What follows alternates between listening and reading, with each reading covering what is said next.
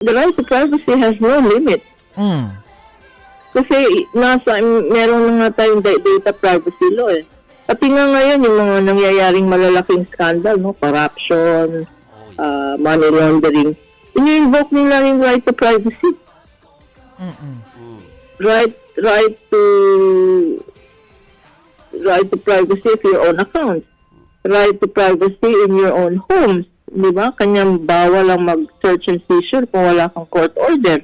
Kasi dapat private ka sa home mo. Yeah. So, the right to privacy is a sacred right. It does not only pertain to individual relationships. It pertains to your right to be secure in your property and your person. Yeah.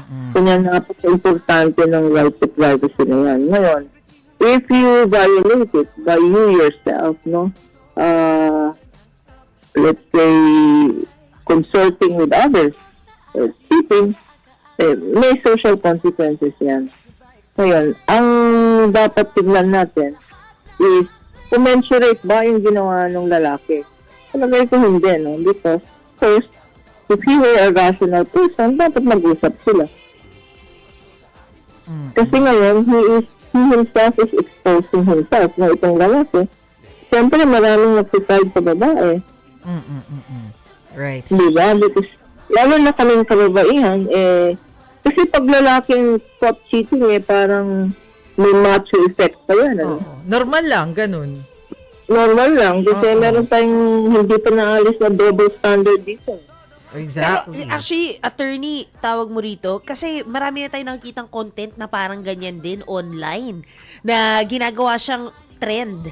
'Di ba? Na Ginagawang serye. Oo, ginagawa siyang serye. Tapos, ano siya para may shock, yung shock value niya mataas. So, yan yung nagiging hook nila for their content. So, Because namamonetize kasi ang content na yun. Yeah. Kung minsan, hindi totoo yan. Ini-script lang yan, ano? Yes, Tapos, yes.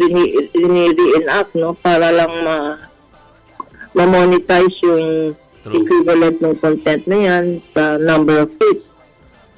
Yeah. Attorney Lorna, magla-last question ako para makapag-prepare na kayo sa trip nyo, ha.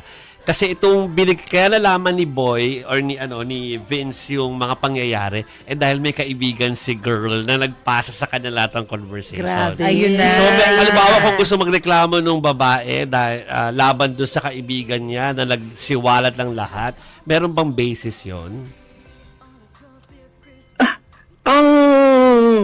Everybody involved may liability yan, ano? Okay. Kasi yung friend nung nasa video, yun ang nagpasa. Yes. That means nakapost na yan Yes. sa social media. Although, pag may ruling ang Supreme Court, no, pag kunyari tayo, ordinary citizens, nakakita tayo ng post, nag-like lang tayo, or nag-emoji tayo na galit tayo, walang liability yon. Yeah.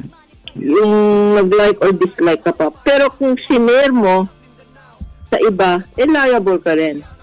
Correct. So, yung friend na yan na nag-share sa kanya, Yeah.